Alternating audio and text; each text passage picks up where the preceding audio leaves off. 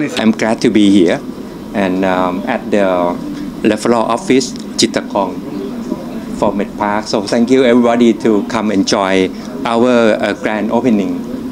So hopefully we can work together, Thailand, Bangladesh.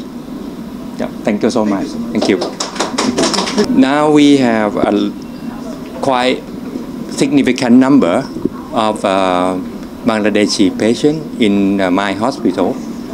So our facility have almost every branch of the medical care. Mainly we focus on the difficult case, the critical care case, and the complex disease. So we have a high number of the ICU bed, and also we focus on a complex disease, difficult case. So if you have a difficult case or complex case, then you can consider our hospital. Right. Thank you. তো basically মেডপার্ক হসপিটালে থাইল্যান্ডে treatment নেওয়ার জন্য আপনি যেটা বললেন cost effective treatment নেওয়ার জন্য আমরা মানুষের সুবিধার্থে এই রেফারেল অফিসটা চট্টগ্রামে খুলেছি, যাতে চট্টগ্রামের মানুষজন এখানে এসে এখানে কোনো খরচ নেই, এখানে এসে আমাদের টিম থেকে তারা মেডপার্কে গেলে কি চিকিৎসা হবে, তার ট্রিটমেন্ট প্ল্যানটা কি হবে, কীরকম খরচ হতে পারে, সেই তথ্যগুলো এখান থেকে বিনা ফিতে এখান থেকে নিতে পারবে এবং সেই তথ্যগুলো নিয়ে তারা তখন তাদের ট্রাভেল প্ল্যান করতে পারবে। এবং আমাদের অফিস থেকে এখান থেকে তাদের জন্য ভিসার সহায়তা করা হবে, তাদের ওখানে হোটেল বুকিং, তাদের টিকিটিং, তাদের এয়ারপোর্ট পিক আপ বা হোটেল থেকে পিক আপ, যা যা একজন বাংলাদেশি পেশেন্টের, একজন চট্টগ্রামের পেশেন্টের প্রয়োজন হবে মেডপার্ক হসপিটালে গিয়ে আমাদের এই অফিস থেকে সেই তথ্যগুলো দেওয়া হবে এবং সেই অ্যারেঞ্জমেন্টগুলো করে দেওয়া হবে, যাতে একজন পেশেন্টের এখান থেকে কম ভোগান্তিতে ওখানে গিয়ে সে একদম স্বচ্ছভাবে ট্রিটমেন্ট করে আসতে পারে। এবং সেখানে আমাদের হাসপাতালে বাংলাদেশি দোভাষী আছে, বাংলাদেশি ইন্টারপ্রেটার আছে, যাতে আমাদের পেশেন্টদের কোনো ধরনের সমস্যা না হয়। আমাদের ডক্টররা ইংরেজি বলতে পারে, আমাদের স্টাফরাও পারে, তাছাড়াও আমাদের বাংলা ইন্টারপ্রেটারও একটা বড় টিম আছে ওখানে, যারা বাংলাদেশি পেশেন্টদেরকে হেল্প করে। এবং আমাদের হসপিটাল মেডপার্ক হসপিটাল হচ্ছে থাইল্যান্ডের সবচেয়ে বড় প্রাইভেট হসপিটালগুলোর মধ্যে একটি, এবং ওখানে বাংলাদেশি পেশেন্টরা প্রত্যেকটা ডিপার্টমেন্টের সহায়তা নিতে পারবে। আমাদের ওখানে প্রায় 40টার উপরে ডিপার্টমেন্ট আছে এবং আমরা ফোকাস করি, আমরা বলি হাই অ্যাকুইটি কমপ্লেক্স কেসেস। তার মানে হচ্ছে যে যাদের জটিল রোগ আছে বা কমপ্লেক্স কেস আছে, সেই রোগগুলোর উপরে আমরা স্পেশালাইজ করি। আমাদের কার্ডিওলজি সেন্টার ওখানে is one of the best in the country. আমাদের অনকোলজি সেন্টার ওখানে is one of the best facility available, এবং এরকম আমরা সব ধরনের ফ্যাসিলিটি দিয়ে থাকি। এবং বাংলাদেশ থেকে ইতিমধ্যে এয়ার অ্যাম্বুলেন্সেও অনেক রুগী ওখানে গিয়েছেন, এবং চট্টগ্রাম থেকেও এয়ার অ্যাম্বুলেন্সে করে রুগী গিয়েছেন ফর ক্রিটিক্যাল কেয়ার, কারণ আমাদের যে ক্রিটিক্যাল কেয়ার এবং আইসিইউ ম্যানেজমেন্ট আছে, that is state of the art in Thailand. So আমরা, এবং ওখানে প্রত্যেকটা ডিপার্টমেন্ট, আপনার হেলথ চেক আপ থেকে শুরু করে কার্ডিওলজি, অনকোলজি, ইউরোলজি, সার্জারি, যে কোনো ধরনের সার্জারি, সব ডিপার্টমেন্ট আছে। আমাদের orthopaedic department is very advanced, ওখানে রোবোটিক সার্জারি হয়। আমাদের সাথে আজকে এখানে আমাদের দুজন ডক্টর এসছেন, খুবই নামকরা থাইল্যান্ডের দুজন ডক্টর, ডক্টর সুয়াচ্ছাই যিনি একজন খুব নামকরা কার্ডিওলজিস্ট, এবং ডক্টর ওয়াইভিদ যিনি একজন অর্থোপেডিক সার্জন, হিপ অ্যান্ড নি স্পেশালিস্ট। তারা আমাদের সাথে এসছেন, এবং আমরা তাদের কথা থেকে যেটা জানতে পারছি যে আমাদের রুগীরা ওখানে কীভাবে সাহায্য পাবে, সেই জিনিসটাই আমরা এখানে সবাইকে বলতে চাচ্ছি। অ্যান্ড ওখানে গেলে প্রতিটা ডিপার্টমেন্টের জন্য আমাদের রুগীদের জন্য সুবিধা আছে। সো এই তথ্যগুলো যাতে সবাই পায় এবং এই চিকিৎসাগুলো নিতে যাতে তাদের সবচেয়ে সুবিধা হয়, সেই জন্য আমাদের এই অফিসটা আজকে এখানে খোলা, যাতে এখান থেকে এসে সবাই এই ইনফরমেশন নিয়ে ওখানে গিয়ে আরামসে চিকিৎসা করতে পারে। ম্যানুয়াল ভিসা ইস্যু হতো, তখন দিনে 600 ভিসা ইস্যু করা হতো, কিন্তু পরে যখন তারা অনলাইনে করলো তো এখন ইস্যু হচ্ছে 400 মাত্র।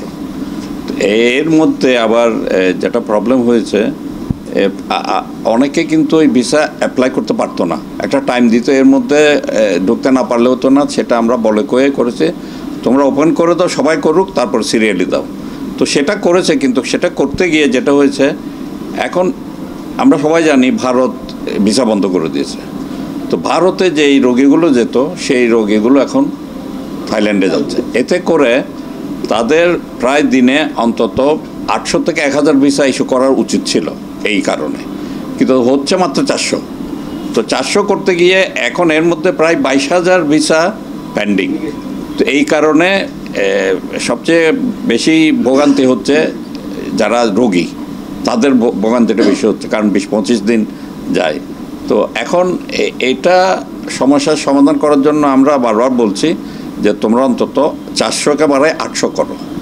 তো তারা ব্যাংককে লিখেছে, এখন ব্যাংকক থেকে এখনও কোনো ধরনের অনুমতিপত্র আসে নাই, যে জন্য তারা এটা বাড়াতে পারছে না। এটা একটা প্রবলেম। আর ফ্লাইটের ব্যাপারে অ্যাম্বাসেডার আছেন, অত্যন্ত প্রোয়াক্টিভ এবং খুব কাজের মানুষ। তো আমি ওনাদেরকে বলেছি চেষ্টা করতে, আমিও এখান থেকে চেষ্টা করছি।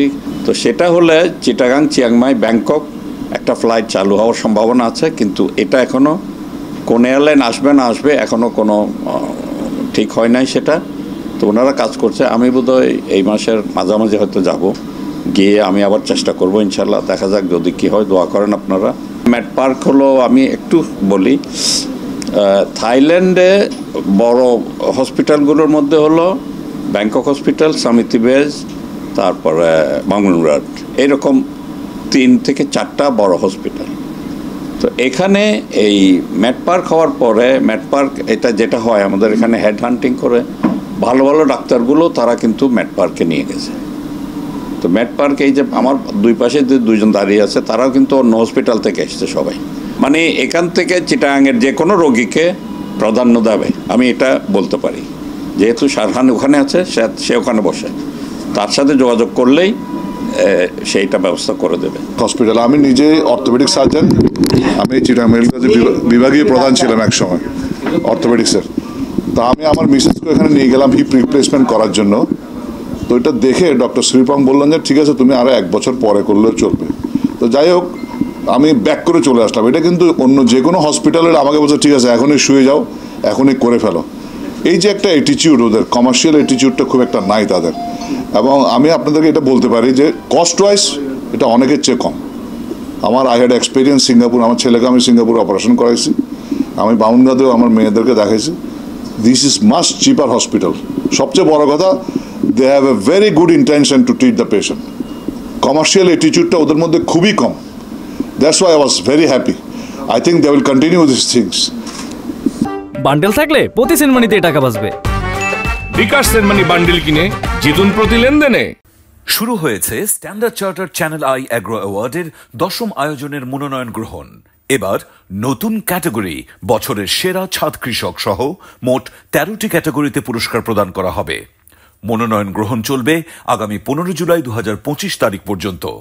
বিস্তারিত জানতে ভিজিট করুন www.agroaward.com এবং ফোন করুন 018737000556 এই নম্বরে।